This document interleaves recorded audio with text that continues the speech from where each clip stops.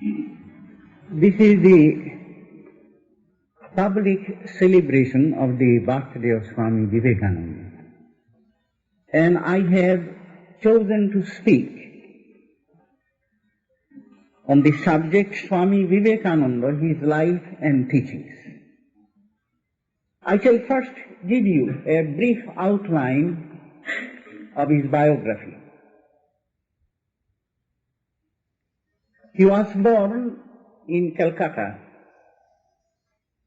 at dawn on Monday, the 12th of January 1863. And he passed away in his monastery in the vicinity of Calcutta in the evening of the 4th of July 1902. So he lived a few months more than 39 years on earth.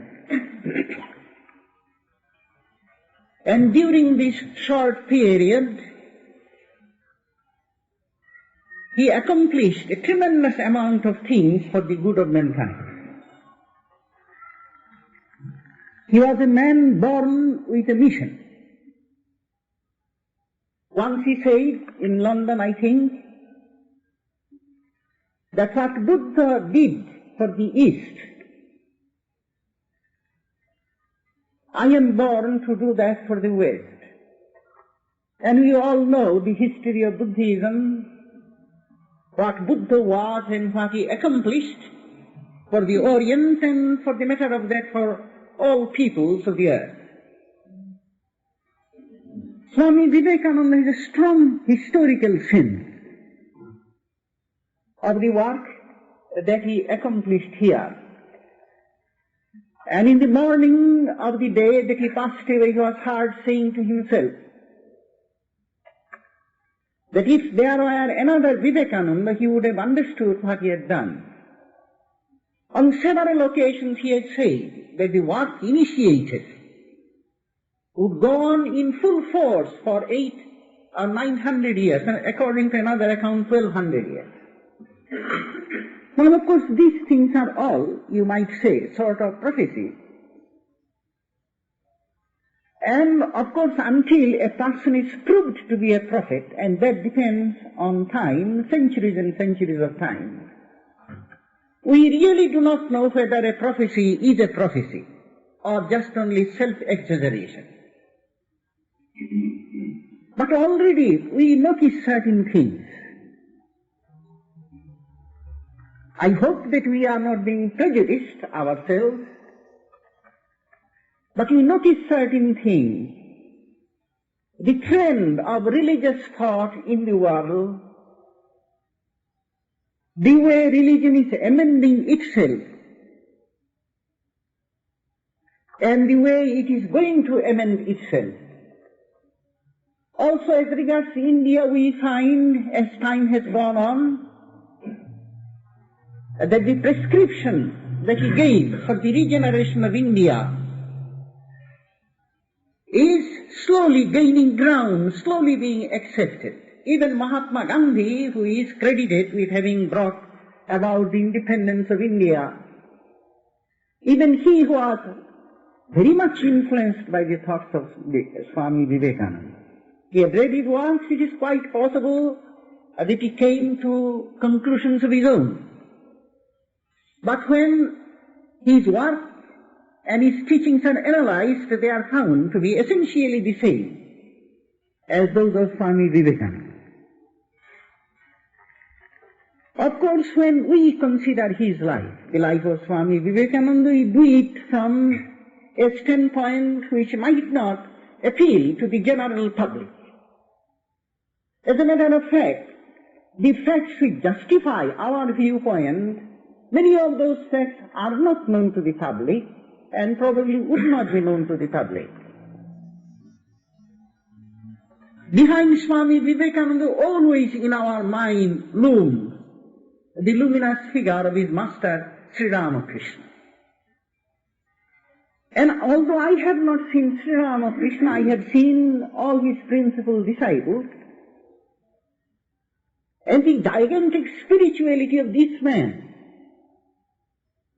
has left such an impression on my mind that I could not but think that, or I should say I cannot but think, that what many have considered Sri Ramakrishna to be, that is an incarnation of God, must be true. If the disciples are so great in their spirituality as well as in their humanity, how much greater must be their master, for whom they had such immeasurable reverence. And there, as I say, behind these disciples, behind Swami Vivekananda, looms this figure. You know, our usual idea is that things just happen here. Yes, there are laws according to which things happen, but we human beings do not always have control over these laws, and therefore our ventures, our hopes, our expectations, our accomplishments are oftentimes at the mercy of this merciless law. If we want our country to be free, we must struggle for the freedom of the country, but we haven't got any surety that that freedom would come about. We may want some people to become free of their bondages and to manifest the glories of the Spirit. We may lay down our life for the accomplishment of that, but we haven't got any surety that the nature's laws would permit the attainment of such a desire. That is our view, and we look at men and look at the history of men and history of nations, and we wonder if there could be such a thing as a philosophy of history. If there is a rhyme or reason behind it, everything seems to happen because certain things did happen, and nothing more than that.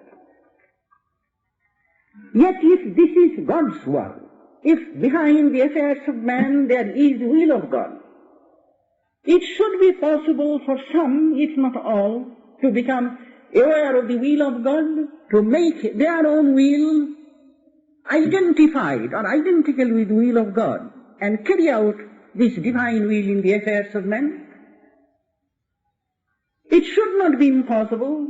Suppose there is a patriot, or there is a humanitarian, and he wants to help his own people or help mankind. Don't you think it would be an ideal thing for such a person to know the will of God in this regard and to become the instrument of that will? Then there is surety in the method, and there is surety in the expectation of the fulfillment of results. Yes, it is, of course, it sounds an awfully nice and perfect scheme. You probably, some of you would say that it is too good to be true. It is very difficult to believe that some people there are who could know the will of God and perform the will of God regarding men through their actions and through their plans and through their preachings.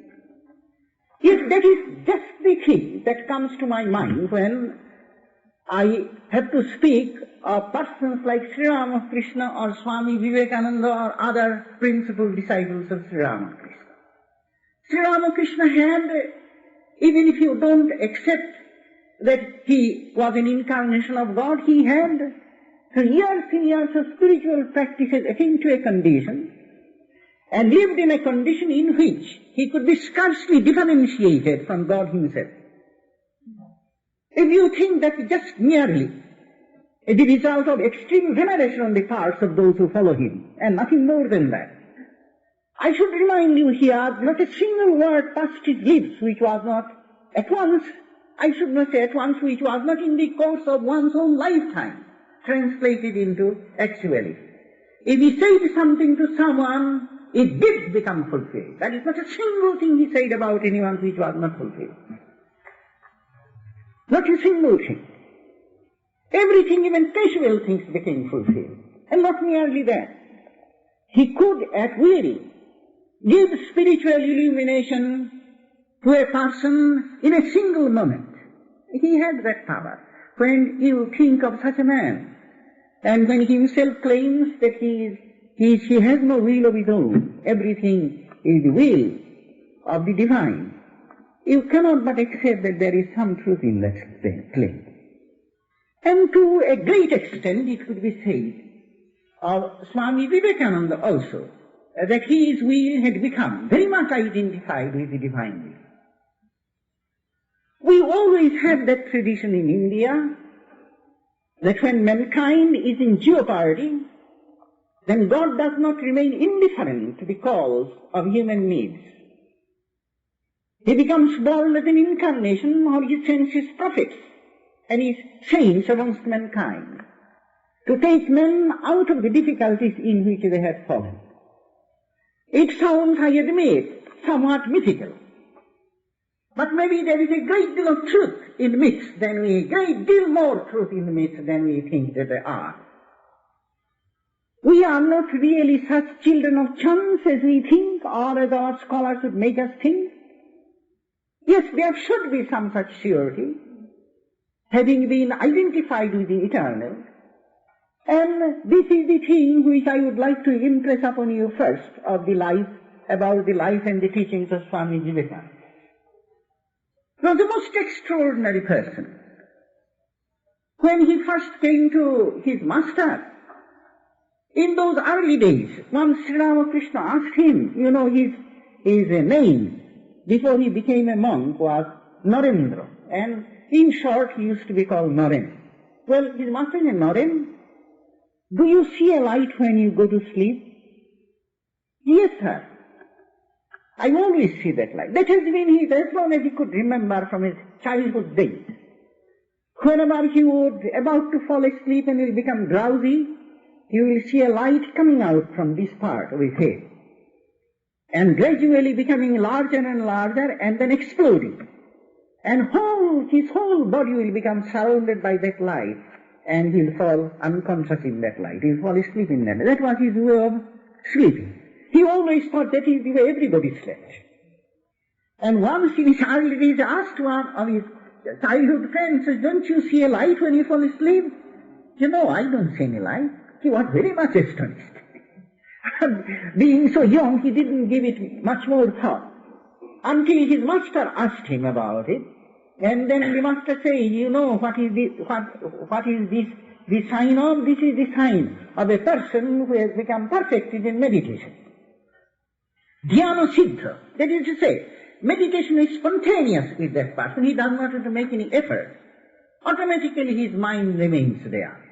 But I think I am going ahead of my story. But you see, this was the extraordinariness of this person. As a child, he used to play along with playmates at meditation. He would ask them, come, let us meditate. And they would sit in meditation posture. There was a strong tendency in him. Any monks came to the house seeking alms, then he would give anything and everything, he would lay his hand on to the monk. So it became necessary that whenever any monk would come begging, they would first of all see to it that the boy is shut up in a room. He would rather give everything he would, and let you know, however meritorious, it was slightly embarrassing. A very turbulent boy he was, very turbulent. And his mother used to be very much upset thereby one day. You see, she had prayed for a son, a good son, and she had prayed to the Lord Shiva, as it is customary in India. And also, there was a relative living in the city of Benares, and she asked this relative to go and offer daily worship in one of the temples of Shiva there, and so that a good son could be born to her. And then Swami Vivekananda was born. And when he would become turbulent, his mother would say, I asked for a good son, and the Lord Shiva sent me one of his demons. And she would take a pitcher of cold water and pour it on his head. And the Swami himself said that whenever my mother would do that, I would always say, no, I should be a good boy. And he would quiet down immediately. A tremendously strong person he was. There were many other things that manifest in his early days which spoke of his extraordinariness, and we need not dwell upon those things. He himself said in one of his letters that when he was just a boy, he had his first experience of samadhi. Samadhi is absorption in the consciousness of God. in the perception of God. That is what we think is the highest fruit of spiritual endeavor. A person, until he has reached the state of samadhi, he cannot say that he has the direct perception of God. That's the culmination, of course. You meditate in a meditate, mind becomes quiet. And when the mind has become absolutely quiet, in that quietness you have the vivid perception of the presence of God. That's the beginning of samadhi. And of course there are different stages even of the samadhi. But Swami said that I think he was at that time, it was in 1877, I think, which means he was 14 years old. He was traveling to the mountains with his parents and suddenly looked up and he saw in the cleft of a rock a huge beehive, huge thing. By some mysterious function of the mind, the moment he looked at it, he just plunged into this samadhi. He himself recognized it, that it was a certain spiritual experience. In one of his letters he characterized it as his first experience of God consciousness. And of course, he lived in the city of Calcutta, went to school there, went to college there. And as time went on, in his mind there arose the question of God. The religious quest began. And he would ask various people if they had themselves seen God. And he didn't find anyone who could say that he had seen God. He couldn't speak on his own authority that God existed. And Swami Vivekananda was the fruit of both the East and the West. And you remember in those days there was a great deal of agnosticism and materialism pervading the Western mind. It has gone also to India. And many people in India who had become influenced by Western system of thought, they also became materialistic. At least they became agnostic. Swami Vivekananda suffered from this. And he wanted someone to tell him that God actually existed, and he couldn't find anybody until he met Sri Ramakrishna, his teacher. He was 19 years old at that time, 1881 I think. I hope my arithmetic is right. 1881, they say that he first came to see Sri Ramakrishna. He met him in Calcutta first. And Sri Ramakrishna asked him to come and visit him in the Dakshineshwar temple. And towards the end of 1881, it is in November or December, Swami Vivekananda with a few friends went to visit the master in the Dakshineshwar temple. It was quite a memorable experience on the part of the future Swami. Well, after they had bowed before the saint, and Swami Vivekananda, as was his custom, asked Sri Ramakrishna, "Sir, have you seen God?" "Yes, I have seen God. I always see Him. Just as I see you, I also see God, but in a much more intimate sense, and I can tell you how to see God." This was the first time a person claimed that he had seen God, and he was seeing God, and he could teach him how to see God. After some conversation, Sri Ramakrishna took him by the hand, took him out of his room into a porch, closed the door, and then he held him by the hand and said, "Why did you take so long to come to me? I have been waiting for you, talking about with other people, worldly people. My lips are burnt. I cannot talk these worldly things, and I have been eagerly waiting for you to give you all these experiences which I have had." Swami Vivekananda was flabbergasted. He was talking with him as if he had known him for years and years. Yes, as a matter of fact, this was the second meeting with Sri Ramakrishna. And he began to cry in joy, the master. And afterwards he folded his hands before this boy and he said, "You have been born for the good of mankind." And so on and so forth. And that really, as Swami Vivekananda began to think, must be touched in his head. I'm just a youngster from Calcutta, and he says that I am an incarnation of Narayana and I have been born for the good of mankind. That's a very good person, but a little touched. And they returned to the room, and there Sri Ramakrishna became quite normal and talked with all of them. But he urged Swami Vivekananda to come alone another time. The Swami had to agree to it, but in his heart he was not quite sure that he would keep his word. Well, as time went on, he began to feel a great attraction, and within 1 month he returned to visit Sri Ramakrishna. That day Sri Ramakrishna wanted to give him the highest experience. As it is customary with divine incarnations, if they find a worthy disciple, they want to communicate their highest experience, spiritual experience to this disciple, and Sri Ramakrishna wanted to do it, and he touched him in the heart. Swami Vivekananda himself had left accounts of all these experiences, so we can believe this. And he found, as soon as Sri Ramakrishna touched his heart, the world began to melt away. This phenomenal world began to melt away in the consciousness of the One. The experience was so startling that he was, after all, still in his teens, he cried out, "Oh, what are you doing to me? I have my parents." Now, I had wondered why he suddenly thought of his parents at that time, and what he meant by saying, "I have my parents." I think the meaning was the parents represented for him this phenomenal world. You see, he was naturally, as children are, he had no other ties in the world, and these are the only things he could think about when he saw his world vanishing away. I have my parents. You see, he could not really give up his parents. Well, later on, Sri Ramakrishna had a wonderful time in teasing him.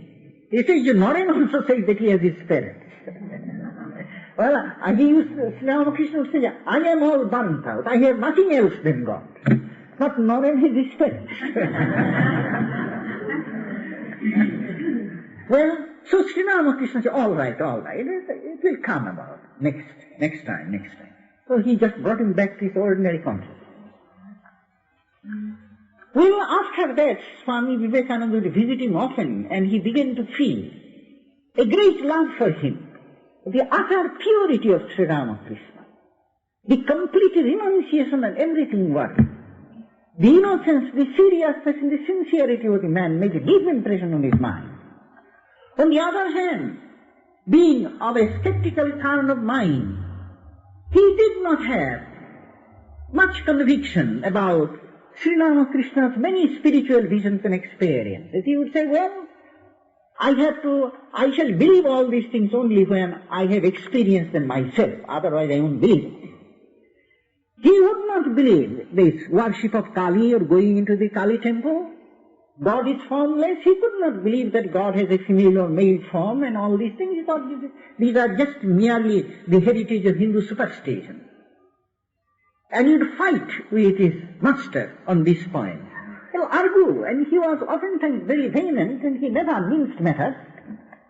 He would use oftentimes very rude language. He would sometimes say to Sri Ramakrishna, "After all, you are an unlettered, ignorant man, and from a distant corner of Bengal. What do you know about those things? You are full of superstitions." He would go that far. But Sri Ramakrishna had infinite patience for this disciple. And you tell him, "Well, Noren, I have seen those things. How can I deny them?" He said, "All right, if I have this experience, then I shall accept them." Well, this is the kind of training Sri Ramakrishna gave him. Often, of course, he would visit the master, and if he would not come to visit him, Sri Ramakrishna himself would go to Calcutta to see him. Sri Ramakrishna also felt his absence very much. Oftentimes, in order to be able to see his disciple and not being able to see him, because the disciple will not come frequently, he would just cry his heart out. He felt such a deep affection for his disciple. People used to wonder at him why he would do that. But we see the later history justified. It is no wonder. Once Swami Vivekananda told him, "Sir, if you think of me so much, you become so much attached to me, don't you think that it will do spiritual harm to you? You should not be so attached to me." Sri Ramakrishna, of course, who had great faith in the words of his disciples, he became, "That's true, Moran has said that. So he just went to the Divine Mother and said, Mother, Naren says that if I love him and think about him, then I shall really lose my spirituality. Mother consoled him, no, nothing of the kind. It is because you see God in him, therefore you love him. So he came to Naren and he said, Naren, just may be very uncomfortable. Mother has told me, no, it is because I see God in you, therefore I love you. If I don't see God in you, then I wouldn't even look back at you. That was literally true. But anyhow, as time went on, and as the disciple would visit him, this is the form his training took. First he trained him in monism. Swami Vivekananda did not believe in monism in those days. He used to consider it a blasphemy to think that one is God himself. He said monism is that view in which it is said, man is God himself. That is to say, the soul. Man is the soul. And it is not separate from God, it is just identical with God, so that one can say, I am He, I am God, according to this philosophy. Because that was an extreme view, and Swami Vivekananda has been brought up in theism, and he just, whenever Sri Ramakrishna talked in that language, he would say, yes sir, it's a blasphemy even to listen to this kind of talk. But nevertheless, he trained him in that. He had seen a vision before all the disciples came, before even Swami Vivekananda came. In that vision he had seen all his future disciples. And he found that Naren, this disciple, was completely different from the other disciples. He saw a place in which there was a fence in the middle. On one side of the fence was seated this disciple in the state of meditation. And if he said, he was surrounded by a bright red light, like brick red light, plunged in meditation, and on the other side of the fence were the rest of his disciples. And he often used to say that Naren comes from the Absolute. He belongs to the Absolute, the transcendental God. And so he wanted to train him in that, because that was true to his nature. He had a book in his room. It is called Ashtavakra Samhita, the song of Ashtavakra. Ashtavakra was the name of an ancient sage. It is a beautiful book on monistic Vedanta. And he asked Naren to read that book. After he has read one or two verses, he said, this is blasphemous. I cannot read it. I don't believe in it. So he says, now Naren, you have no objection of reading the book out to me, do you have? Oh no, if you want to listen, I surely read it out to you. So slowly and slowly, he infused these ideas into his mind. Until one day, he had come, and one day this questioner had come to visit the master. He had saluted the master, and the master told him, you know, Naren, everything is God. You mean to say the floor, the pots, and the vessels, and all these walls, all these belongs to God. Yes, everything is God. So he went out. There was an old man, and he went to him, who used to live there. He said, you know what the master told me today? He said, everything is God. This brick is God, this floor is God, this wall is God, everything is God. Sri Ramakrishna at that time came out of his room, and he said, Naren, what are you talking about? He said, I was just telling him what he just told me, that everything is, yes, Naren, everything is God. And he came towards him and touched him there. And then, at that time, he found everything, all these phenomena, everything has disappeared into one God consciousness, and after a long time he came out of that state.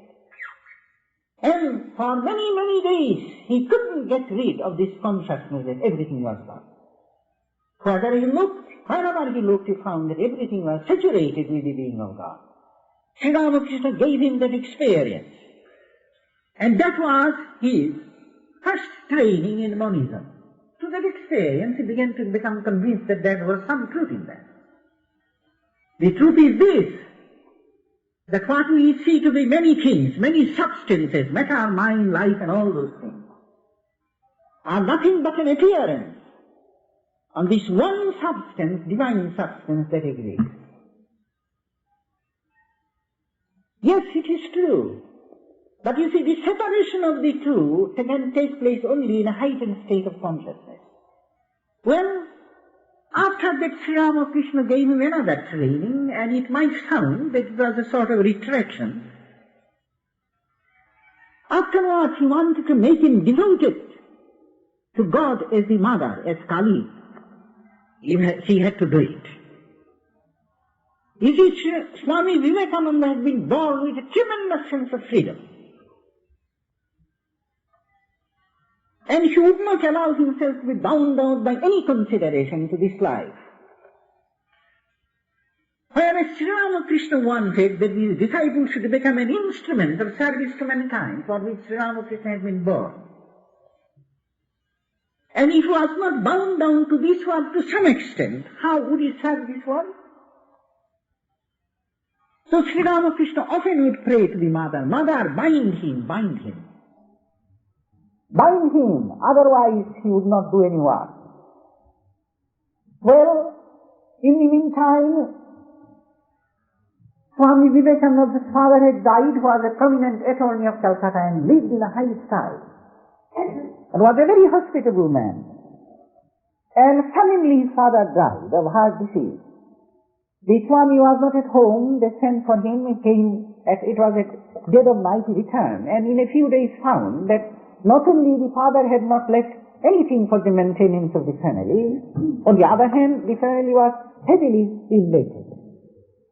It really became a very urgent question even of the bare necessities of life. And that plunged the Swami into the affairs of worldly life, where to find enough food for his mother and for his brothers and sisters. There are some relatives that brought lawsuits against the family. He had to fight this lawsuit in order to maintain, at least keep his ancestral home. And those were very unhappy days and strenuous days for this one. Some days he would go in which he had to just fast because there was no food. Starved the whole day. He would tell his mother, "Oh, I have been invited by my some friends," and he would go out. Many days passed like this. Then one day he just fell into a faint in a street of Calcutta. And a shower of rain fell upon him and he came back to consciousness. And he said, after that experience, he began to feel a great peace deep into his heart. And he felt a strong desire to renounce the world. And he made up his mind to do that. And he then learned that Sri Ramakrishna was visiting Calcutta that day, and he thought, "I should go and salute him before I leave the world." And he went. And Sri Ramakrishna, of course, as soon as he looked at him, recognized what was going on to his disciple's mind. He said, come with me to the Dakshineshwar temple, to the temple there, for this evening." Well, the Swami agreed reluctantly to go with his master. And there the master said, "Yes, I know. You would never remain in the world. I know that you will renounce the world, but don't do it as long as I am living. You just remain as long as I am here. Don't leave this world." So Swami Vivekananda went back home and the struggle began again. He took some jobs. He taught in a school. He was the principal of a school. He was appointed. And he thought he was doing a very good work. After 3 months, they fired him. And he was a vast astonishment. He used to teach English, and he would say, from reading his books and the lectures, transcriptions of the lectures, that he really had good command of English. But they didn't think so. They thought he was quite incompetent. And so he was fired. However, during that period, while all these worldly struggles were going on, there was parallel to it another struggle in his mind. One was the intellectual struggle, another the spiritual struggle. Intellectually, he had to find a philosophy completely satisfying to his intellect, to reason. He studied Western systems, they did not satisfy him. And spiritually, he wanted to find clearer and clearer experience of God. Even in those days when he was suffering from agnosticism, he never gave up the practice of meditation. It was like breathing to him. And he'd meditate, and he had some extraordinary experiences too. I have told you how he once saw the vision of Buddha. after he finished his meditation. But there are other experiences also. But he didn't have the clear experience about all-satisfying experience of God. And so he went to Sri Ramakrishna. He himself had described that occasion. He had come home and his mother mildly rebuked him for neglecting his studies. He was preparing for the law examination of the Calcutta University. And he said, "What are you doing? You are not preparing for anything. Examination is close by." So he went to study in the afternoon. He opened his book. The moment he opened his book, it seemed as if like a prison house there. And he felt a strong desire to go to his master. And he said, I ran. I didn't even dress properly. I just ran to the street of Calcutta and I came to him. And when he saw him, he said, "What is it, Naren? What do you want?" He said, "I want this. I want to remain plunged in samadhi all the time." And plunged in samadhi all the time? Yes. But he was speaking like a low-minded man. I had hoped that you would become a refuge of people who are suffering in the world. You would be like a banyan tree under which people find shelter, being scorched in the sun, and you are talking about yourself. Swami says, "No, I don't care for these things. I just want to remain plunged in samadhi." So Sri Ramakrishna said, "All right, we shall see." From that time, intense spiritual practice began for the disciples. Sri Ramakrishna would give him certain instruction and he would go and practice them all night, maybe for 2 or 3 days continuously, and find the result of it. It made such an impression on his fellow disciples that they talked amongst themselves. Sri Ramakrishna told him that you do not understand how it came upon me, but you can have some idea of it by seeing the condition of knowledge. One of his brother disciples, brother monks, he once said that. He said that we were so astonished seeing his earnestness and the power of accomplishment. Sri Ramakrishna would give him some instruction. You know, we may receive instruction, it doesn't mean that we also, following this instruction, get the result. It takes years and years. We are taught how to meditate on God. All life goes on, maybe at the end of the life we still have not found God. Make some progress, it is true, but not yet the vision of God. But with Swami Vivekananda, it takes 3 days, 4 days, finished. And within 3 months, as this fellow disciple said, within 3 months he went through innumerable spiritual practices, having attained to the goal of all these practices. Once this disciple was asked that all these things which we find in the lectures and the writings of Swami Vivekananda, are these merely the echo of his own philosophical studies of what he has seen in the master, or are they the result of his own experiences? The answer was, these are all the result of his own personal experience. He said that we have seen him going through all these practices and attaining to the results of all these prescriptions. So we know it. And last of all came his experience of Nirvikalpa Samadhi, in which he just became immersed in the absolute.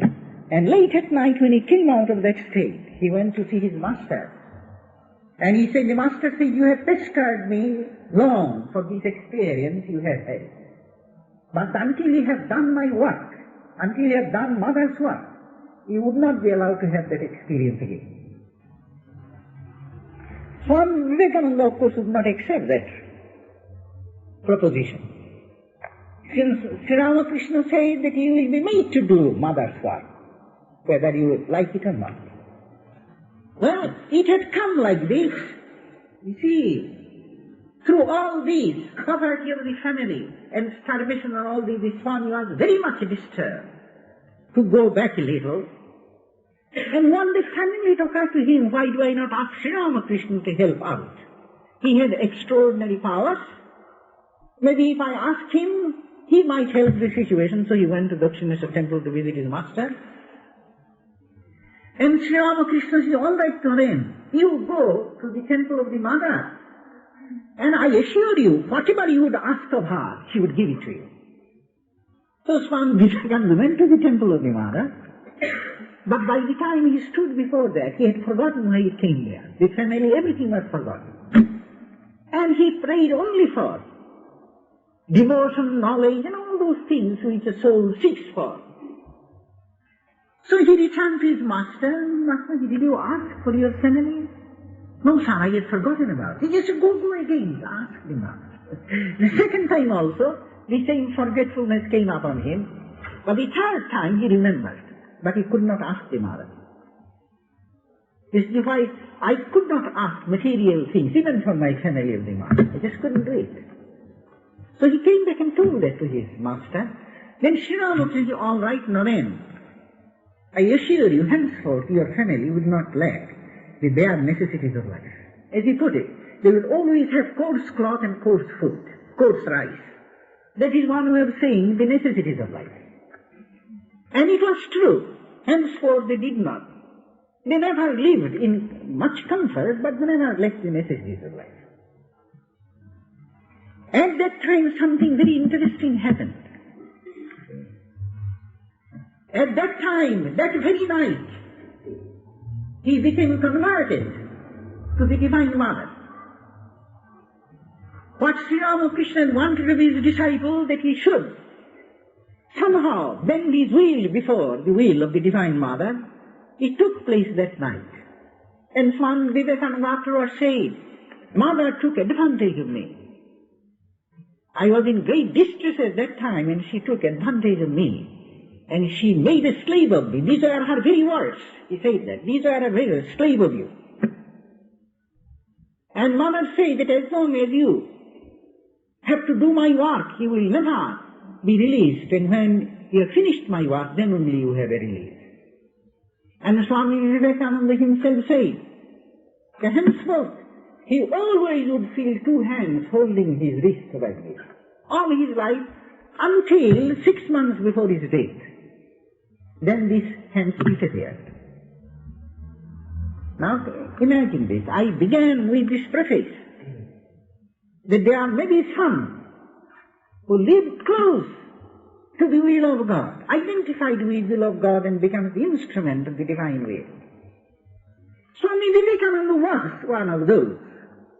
And not only that, just held him. And often he used to say, when people want to ask him about, he said, it is not I who am doing all those things. It is the Divine Mother who is in this, and she is making me do all those things. If it sounds to you superstitious, mythical, anyhow, if it sounds to you somewhat confusing, you have to train your thought. You have to remember that if behind this universe there is a creator, there is a Lord of this universe, there is a God, then in everything that takes place the divine will is there. Even in the small things that we small people do, as well as in the great things which the great do. And the great recognize this fact. We do not recognize this fact, and that is our trouble. But the fact is still there. Not a single grain of dust moves unless the divine will is there. Everything is the conscious manipulation. In all spiritual life, that is what they say. That is what the devotees realize. Thy will be done, O Lord. If you ask them, you mean to say that when you talk nonsense, that is also, yes, everything that is. Why? I have oftentimes drawn your attention that even the small things, how complex they are, our seeing, our talking, our eating, even our mistakes, they're profound, they rise from some profound source. But what is the wonder then that some people become conscious of this fact? Now in the case of Swami Vivekananda, it just happened that way. When he came to this country, before he came to this country, he had communication from the divine will, from God, that he should come, cross the seas and come here. And when he came here, often he would be directed in what he should do in this country or what he should do in India. He was a man with a divine authority. Now it is possible for me to talk in this vein in this day, because it is becoming clear to all thinking people that humans are far more intelligent and are well conceived. It's a very poor instrument for benefiting mankind. Men are full of mistakes when they are guided by their own will, guided by even their very best will. As a matter of fact, people are coming to recognize God is not so far off from men and the affairs of men, and it is possible to feel the impact of the divine will and work according to it. We are feeling that, and we feel without that we have no hope now. Have you point out one single man, I say great man, in our contemporary world to whom you could go and say, Sir, whatever you say would be good for mankind, and I shall follow it without any question. Not a single person is there, however great he might be, a great philosopher, he might be a great statesman, all of them are fools groping in the dark. They don't know. And they're willing to admit it, they don't know. Affairs of men, their nature, the problems, all have become too big, too large, too complicated, even for the best of human mind. Under such circumstances, if we do not become very hopeless, we are impelled to think that there should be another way. There should be another being by which we could be guided, God himself. Well, you see, therefore, I don't hesitate to tell these things because that will be telling the truth. If those which appear to you supernatural and therefore superstitious are eliminated from the life of a man like Swami Vivekananda, what remains of him? These things are true. His master passed away in 1886, August. Before he passed away, he charged his disciples with his spiritual mission. He told them, keep the boys together in a monastery and train them. And he asked the other disciples, they should henceforth look upon Swami Vivekananda as their leader and show him as much respect and obedience as they had shown him. And they must further take care of his health. He charged the other disciples to look after the health of this principal disciple. And he had said that when he would come to know what he really is, he would instantaneously give up the body. He would not remain in that. Yet Swami Vivekananda tried to keep them. They established a monastery and keep all these whom Sri Ramakrishna has designated as future monks, trained them, but monks as they were, they felt a great desire to wander. To be wandering monks, and they one after the other left the monastery and traveled all over India. Swami Vivekananda also felt that. He also felt that he must lose himself. He would not allow anybody to go with him, nor would he write to anybody, and he wandered all over India. During that period, two things took place. One was that he became intimately acquainted with the problems of India. I do not mean that he only did these two things. He also did many other things. He was a great student, studied a great deal, and profound meditation, all kinds of austerities and his spiritual practices for years they went on like that. But specifically, this is the thing. And the second thing was exactly what Sri Ramakrishna wanted of him. If up to that point he came to this country in 1893. In the beginning of that year he had said, after having accidentally met two of his brother monks, he had said, I don't know how much I have grown spiritually, nor do I care anymore. But I can tell you this, my heart has become very large.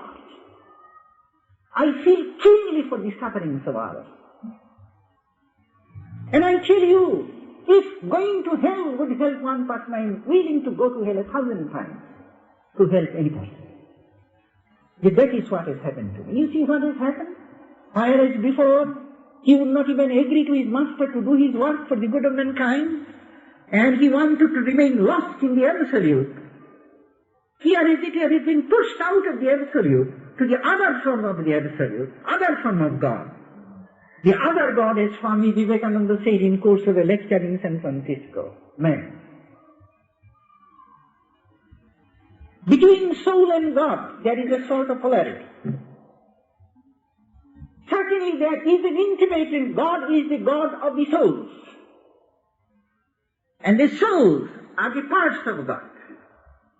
You cannot think of God and forget the soul. You can think of Brahman, the Absolute, but not God, who is the Creator, who is endowed with infinite beauties and excellences. You could not think of Him and ignore the souls. You have to take them together. Most people think of God as Saguna Brahman. Brahman endowed with many attributes, wonderful attributes. Well, if so, then they should remember the other God too, the souls. They cannot ignore it. It will be less God in that sense. You have that conception in Christianity. You cannot think of God without His Son, without the Holy Ghost, and without His church. Church is the body of the Lord. Body of Christ is body of God. The church, part of it is here and part of it is on the other side. But they are all interrelated. And so, there is this idea too. And Swami Vivekananda, afterwards his mind turned to this other side man. And that became the dominant note of his mission.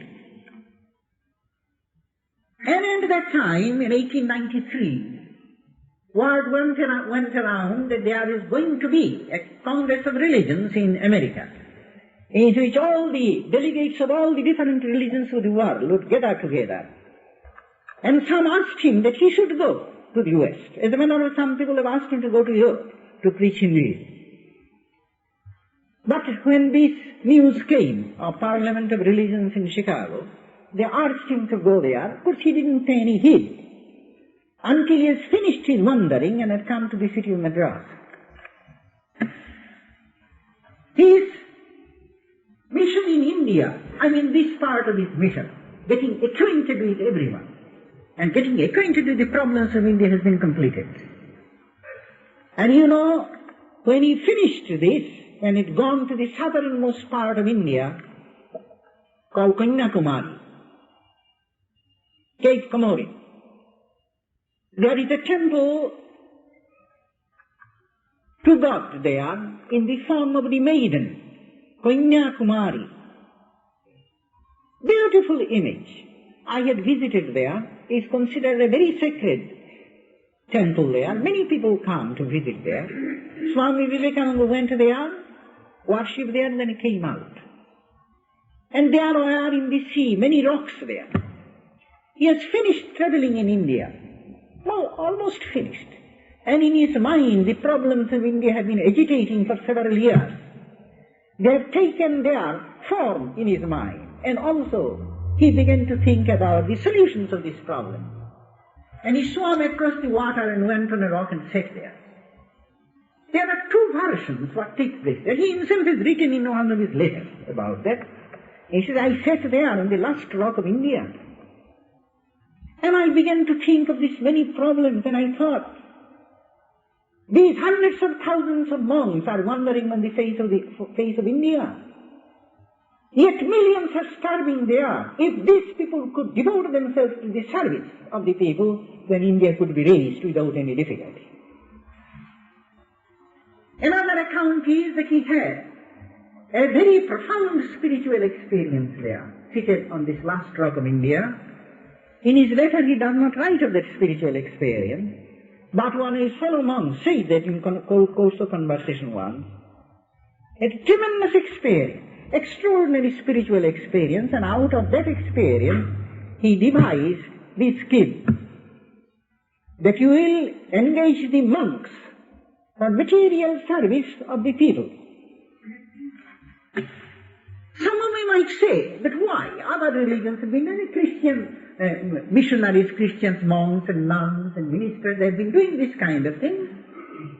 Yes, you are right. And also it is true that even Buddhist monks, Jain monks, they also have done that in India. Before Christianity, they have done that, all kinds of services.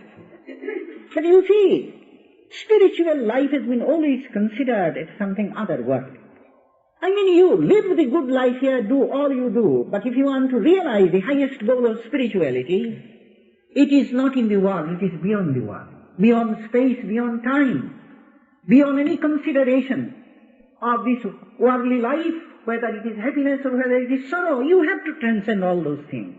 That is a fact. And India has been very much enamored of this idea. otherworldliness. To bring these monks into this life again is either to say, give up this high ideal and devote yourself to the service of these people. Either you say that, and of course if you say such a thing, most of the monks will just look at you as if they are looking at a fool and turn their face away. Only a fool would say, make this the ideal. Serve men, do this and raise the country and build hospitals and take care of that disease, and you are doing something very wonderful. I won't accept that view. They will say, it's all transient things. What is the good of doing that? Even if you do a little good, truth is not there for you. It is an unfortunate fact that our sufferings are intense and therefore call for the very best from our fellow beings. It is a fact. It is also a fact that truth is not there. If a scientist is to find the truth, he says, what are you doing there in that laboratory? Come on. So many people are suffering illness. Go and be a nurse there in the hospital. Yes, sir. Do you think that you will really like that proposition? You say, no. If a person has to find the subtle truth, he should not go on getting about. He should just concentrate in his laboratory and find the truth. In other words, call for truth calls for some activities on our part, and call for service calls for other kinds of activities. It affects that kind of contradiction. And the Swamiji recognized that.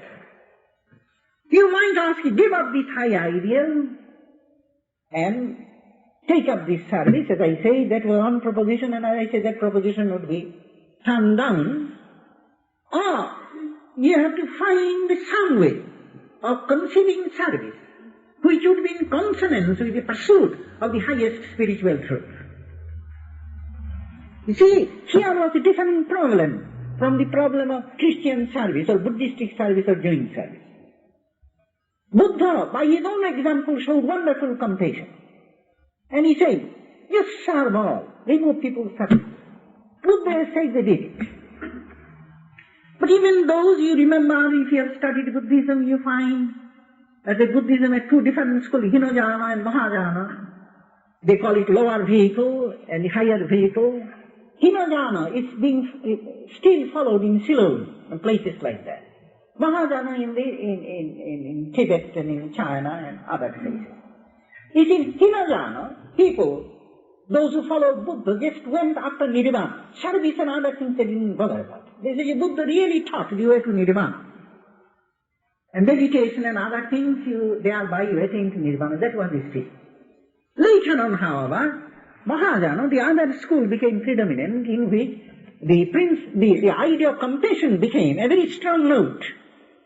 Serving others. Buddha taught both those things. It is true. But then, if Buddha says everything is momentary, what is the sense of being compassionate and becoming a bodhisattva? That doesn't mean anything. They are, of course, because Buddha taught it, it became a strong motive amongst many Buddhists, but was not justified by their philosophy. Christ has asked that they should serve, and therefore they went and served. If Christ had not said that, they would not have done that. As a matter of fact, you find there was a period in Christianity, in the early eras, in which the dominant note became to live the life of an anchorite.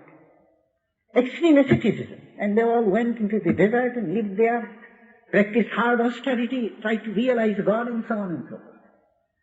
Swami Vivekananda had this problem.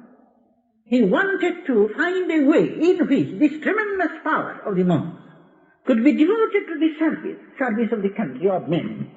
And yet there should not be any lowering of the highest ideal to which India has been devoted from time immemorial. And he found them. They are seated on that rock. Last rock of India. As I said, some had maintained that he had a profound spiritual experience. I mean, it came through an experience. It did not come just mere through cogitation. Some say he just thought it out. And he has finished this. He was quite clear what his future mission should be. And then he returned, he came to Madras, city of Madras, and there he learned of the Parliament of Religions. He was urged by some of his friends to come here. They raised money, and so on. First they raised 500 rupees for his passage, and he at once gave it away in charity. He didn't want to come. Then he began to receive commands from God, intimations from God that he should come, cross the seas and come here. And so he came.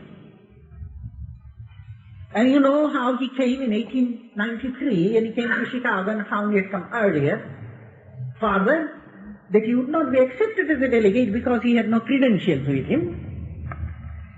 And so all his monies were being spent after 3 weeks in Chicago. He had to find a place where he could live cheaply, and so he went to Boston. And on his way he met an elderly lady who invited him to stay in her home. And he stayed with her for some time, got acquainted with various other people, of which one must be specially mentioned. That was Professor Wright, professor of Greek philosophy and Greek language and literature in Harvard University. And he was very much impressed by Swami Vivekananda, and he persuaded him to go back to Chicago. He said he would arrange for his representation there, and he also gave him a ticket to travel back to Chicago.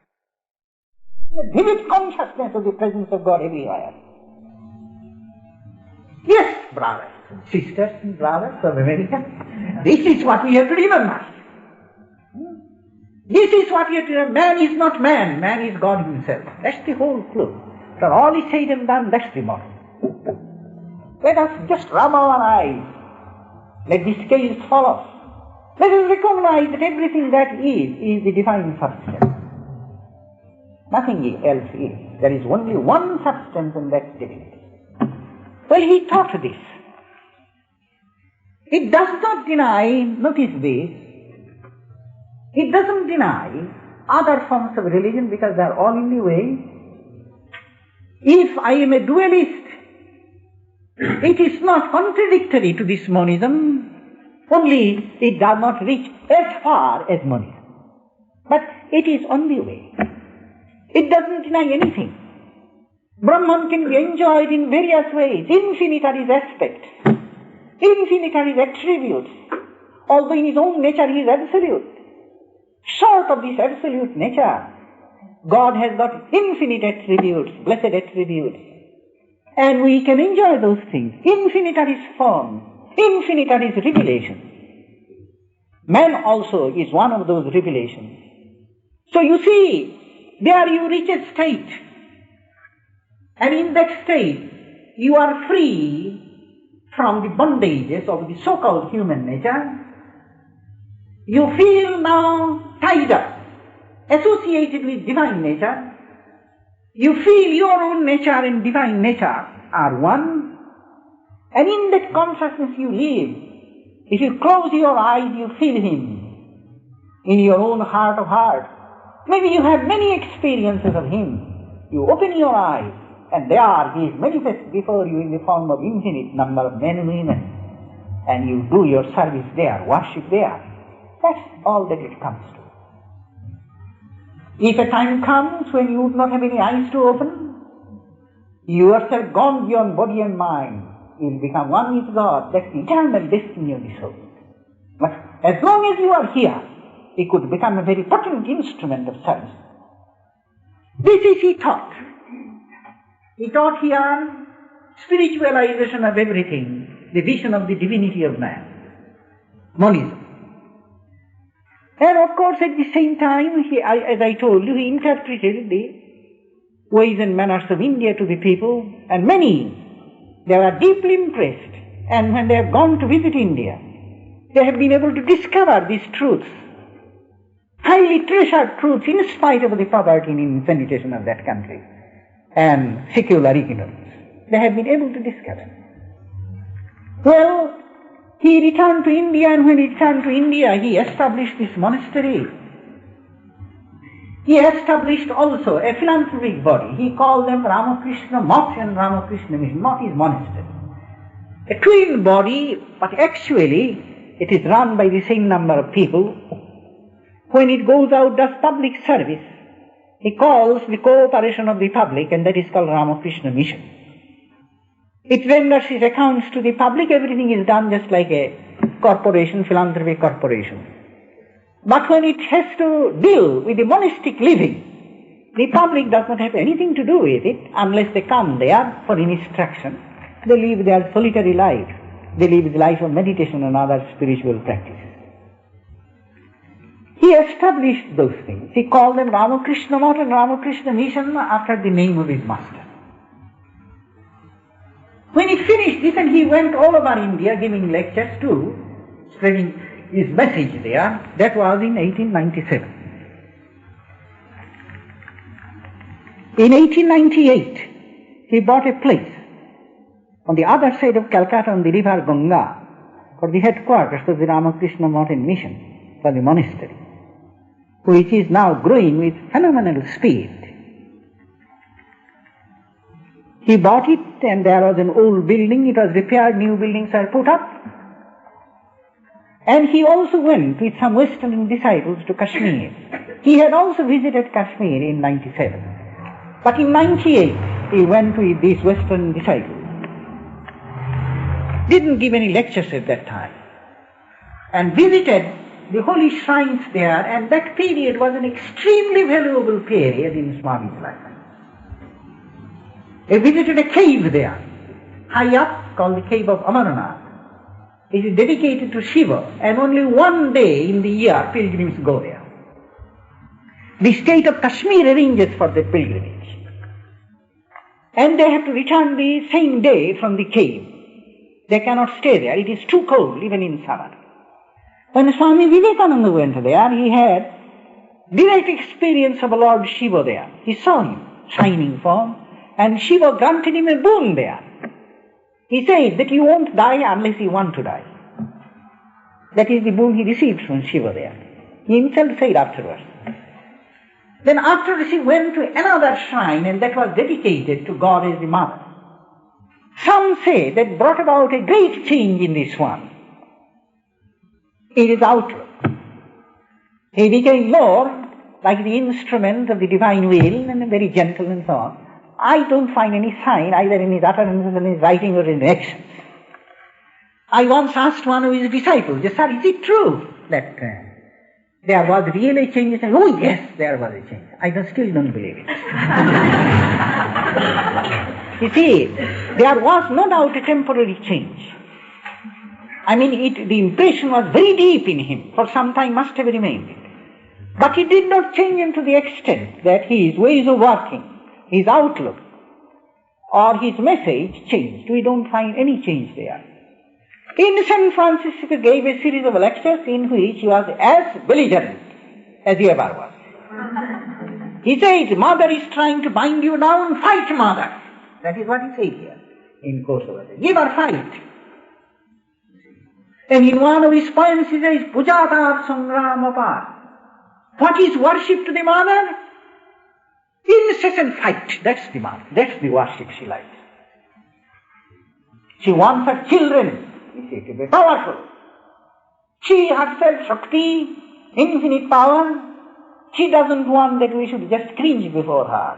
She wants her to be just turbulent children of the Mother. The Mother is happy about it. He said, "No. Mother wants to tie you down in this world. Don't accept it. Fight. Get free. That is what you should do."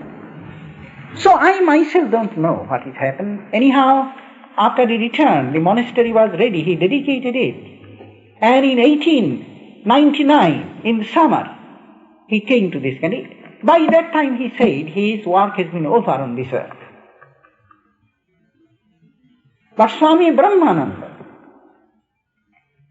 he wanted Swami Vivekananda to come to this country. He persuaded him to come. This is for the second visit. He said, "You go, the work, if you go, then the work that you have done, this will be stimulated a little." But main purpose was to let him go away from India so that he could have some rest. They all thought that the sea voyage would do him good. You see, I should tell you here that while he was in this country, he just completely destroyed his health. He came in the freshness and fullness of his vigor when he was just 29 years old, a strapping young man. And when he left this country in 1896, find that just 3 years, he left this country, his health was totally broken. Many, many times he used to himself have said, 14, 15 lectures a week. He not only did these things in this country, innumerable letters he wrote to India to organize work in India. 2 works he was carrying on. New, fighting opposition, so that when he returned to India he said, I have forever uprooted all this antagonism to India in the West. Forever. He said, none else we will have to do anything. Anything to remedy that state of things. I have finished. Well, you would say, how could he say that? Could he save the future generations? But we can tell you this. We are like babies in cradle, well cared for, is it by an affectionate mother. We come here, we do our job. All of you are so cooperative. Where is any opposition? Swami Vivekananda had done that. Has finished. He has impressed in the mind of the people of the greatness and the nobility of the thought that Vedanta represents and India stood for and struggled for. You appreciate this. Many of you may say, well, that is not for us.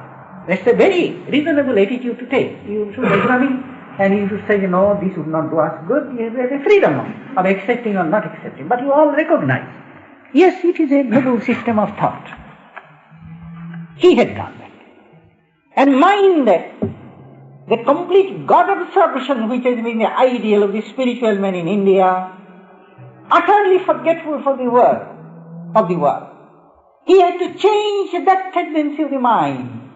First of all, in his brother monks were themselves giants of the spiritual, built their whole life on that basis, with that outlook.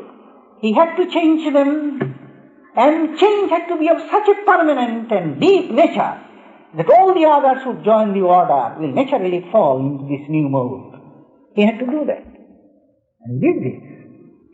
And no wonder he lost his health. From England, after he returned, he came to Madras. Some of the stunning lectures he gave in Madras.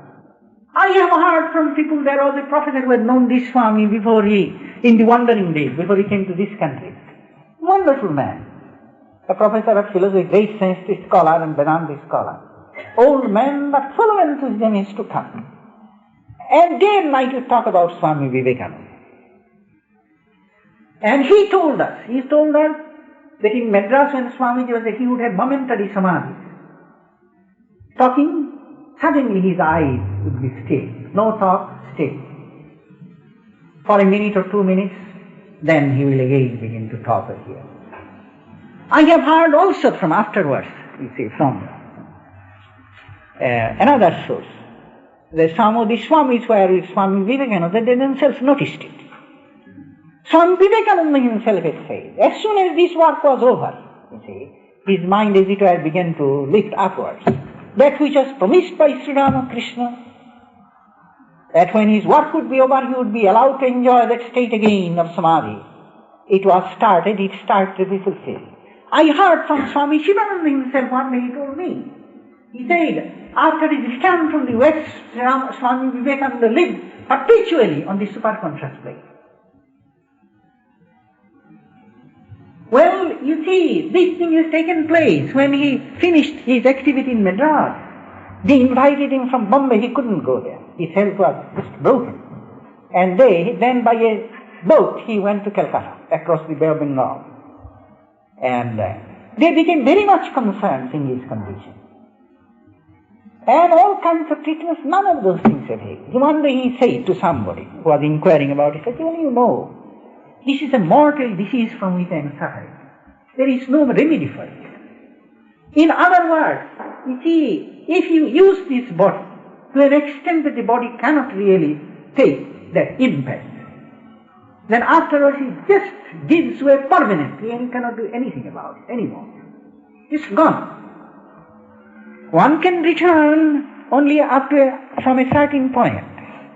But there is a point of no return, and that was the condition of his body. Some of you have an idea that a spiritual man should have a wonderful body. Yes, spiritual man can have a wonderful body. If with that body you don't have to do any other thing, you just live in a place and you just are saving your body, take proper care of it, and eat rightly, sleep rightly, exert yourself rightly, the body will be wonderful. But if you want to serve others, you cannot have a very wonderful body. No time to eat, no time to sleep. When you serve others, you cannot lay down the rule. And he said, he always had a feeling that he would not live long. He always used to say, do you think I am going to be a coughing old man? No, I'm going to depart in the fullness of vigor. And after he returned, as I said, he felt his work has been over. After he's finished this Indian work, he felt his work. When Swami Brahmananda asked him to come, he said, my work is all finished. You go there. So he came. And it was, we should be very grateful that he did, because it was on the second visit that he came to California. 1899, he stopped in England for a week, and from there he came to New York. There he stayed in a country house of some of his friends for several weeks, and then he came to Los Angeles towards the end of 1899. From Los Angeles he came here. And that was in the beginning of 1900 he came here, came to San Francisco. And he left here in June or July, I think it was in June. He went back to New York, from there he went to France. From France, he went back to India. Towards the end of 1900, he went to India. He had somehow a premonition that one of his English disciples had died. They had established a monastery in the Himalayas, and Captain Xavier was his name, Captain Xavier and Mrs. Xavier. Captain Xavier had died. Somehow he knew about it. He hurried to India, and from there he went, although the winter was approaching, he went to the Himalayan center. And he found, of course, after he returned, he learned that he actually had died. And he went there to console Mrs. Xavier. And when he came back, his health never became well, until towards the end. That was the astonishing thing. In 1902, his health began to improve. He almost became normal in his health. I have in my possession some correspondence in which he expressed wish that he might very soon visit the Pacific coast. Some people from Japan had sent him money, they want him to come, and from there he intended to come to this country. And then, one day, the 4th of July, morning has been a wonderful morning. He has gone that day to the chapel there and engaged in a very long meditation, unusual for him. And he never liked to meditate with closed doors. But that day he closed the door of the room next to the chapel, and there for several hours he meditated. They didn't know why he closed the door. Then he came down, had a good lunch. After a short rest, he held a class in Sanskrit grammar and in the Vedas. For nearly 3 hours, he held a long class. In the afternoon, went out for a walk with another brother monk, and with him he discoursed on European history and about gardening in great length, and also about establishment of a Vedic school in the monastery. Came there, went to meditate in his own room. After meditating about an hour, he lay down on a mat on the floor and asked the disciple, he said, you go and wait outside. I shall call you. Then he called him after someone else and fanned him. And he lay down, the disciple began to fan him. He heard the Swami breathing in another peculiar long breath twice. And then he quieted down. He thought it was so unusual. He ran after and called the other monks. They came and they found he had left the body. That was in the evening of the 4th of July, 1902. Deliberately left this body. Afterwards, the other disciples remembered what the master had said, that when he would know what he was, he would then and there give up the body. And it had so happened a few months before this, some of his brothers had asked him, Swamiji, do you now know who you are? Of course, they never expected an affirmative reply. He said, yes, I know. And they just hushed into silence because they could not but feel that his day was near. Another thing he had noticed, of course, afterward, that he had written to all his disciples to come and visit him. Both in the East and the West, everywhere he has written, come and see me as soon as you can. He knew he was preparing to depart. And that night, many hundred miles off in the city of Madras, there was another brother monk. He was meditating in the evening, and in meditation suddenly he saw Swami Vivekananda. And Swami, in the meditation, and Swami Vivekananda was laughing like a child. He said, Soshi was his first name. He said, Soshi, I have spat out the body. And of course, monk was just startled out of his meditation. What is this I saw? And very soon a word came from Calcutta, this Swami has left the body. These are exactly these words. I have spat out the body. Another of his brother disciples, that is the brother monks, in Allahabad, many hundred miles off, he went into his own chapel and there was Swamiji seated luminous that evening. Many people had some strange experiences, and some people have also seen him after his passing. In other words, he is not dead.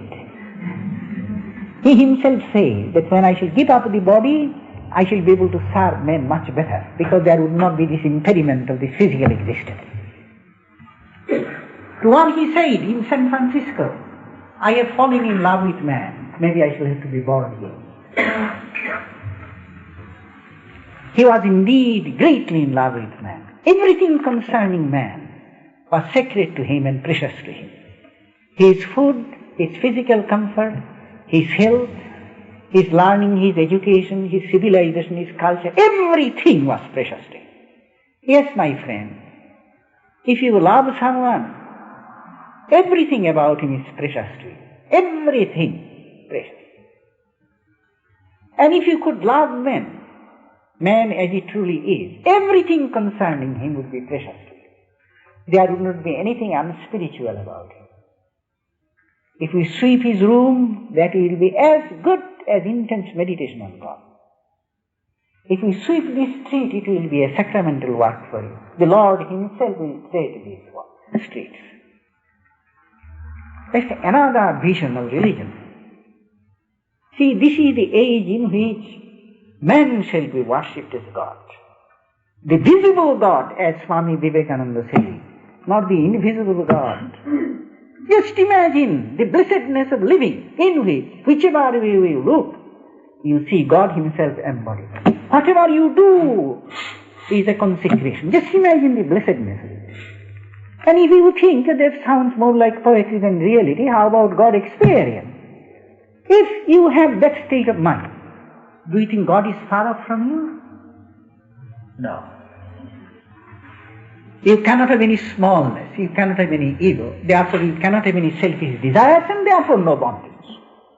Therefore mind shall be absolutely free and pure and calm, and therefore in that there will be continual reflection of the presence of God. That was his teaching. He felt that India is the center, world center in this new dispensation. He often used to speak of it. You may not like it. I know many of you don't like it. You like the fruit but don't like the tree. I know that. And there is a kind of hidden pride. Either you say, well, these things Vedanta says, we also have evolved. We recognize these are true. And we think that every truth is everywhere. So that you don't have to feel indebted to India. And then some of you say, well, maybe we shall get the Vedanta, shall apply it in our own way. We don't have to do as the Hindus do, these blasted fools. No, you don't like it. But you better like it. You see, all our achievements in the realm of abstracts are through the concrete. You have to admit it. If you say, I love my father, but I hate his appearance, then what do you love in him? Father, the abstract father I like. Do you think you would believe such a story? These great truths have their concrete aspect, have their abstract aspect. For a long, long time, unless we get hold of the concrete, we won't get hold of the abstract. Abstract will be dead for us.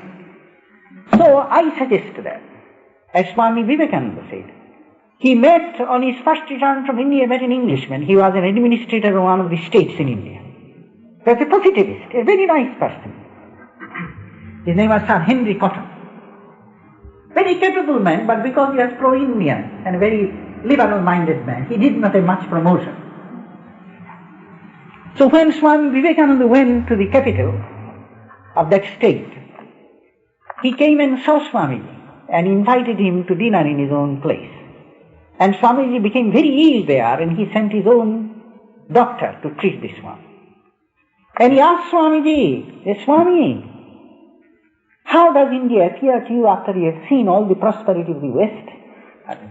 He said, before I went to the West, I always considered India as sacred. Now, even the very dust of India appeared to me holy. Yes, you have to study the ways of India, how India has tried to face the problems of life. India's religious outlook, India's philosophy, you have to study those things, because if you want to find a philosophy for your own life, you will have to borrow a great deal from the discoveries of India. I am deadly against an individual imitating another individual, and therefore one nation imitating another nation. You have evolved your own civilization. I am not asking you that you take Hindu names, dress like a Hindu, eat Hindu food and get dyspepsia and imitate Hindu ways. No. But I do say that when you come to this eternal truths, philosophy and religion, there you will find many things in India which is of universal character, and you will have to adopt them in order to complete your own culture, your own civilization. You cannot get away from it. You will find those things in concrete from there. Very deal you have to learn. Do you think it is for nothing that India dedicated her all to the maintenance of the spiritual knowledge there? India has sacrificed everything else except her religion. India has been ground down under the heels of the invaders. Do you think that because they are cowards? No, they are not cowards. During the last war, a story was there in the paper. They are teaching the Indian soldiers how to jump, paratroops here. Well, when they are training, they had gone several hundred feet, and the officer asked them to jump. He said, we cannot jump so high. They are very astonished. He would take it, say, 100 feet above the ground, we can jump. So he was really astonished. He thought they were cowardly.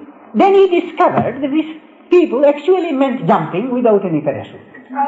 But they are willing to jump 100 feet. They will not hesitate there.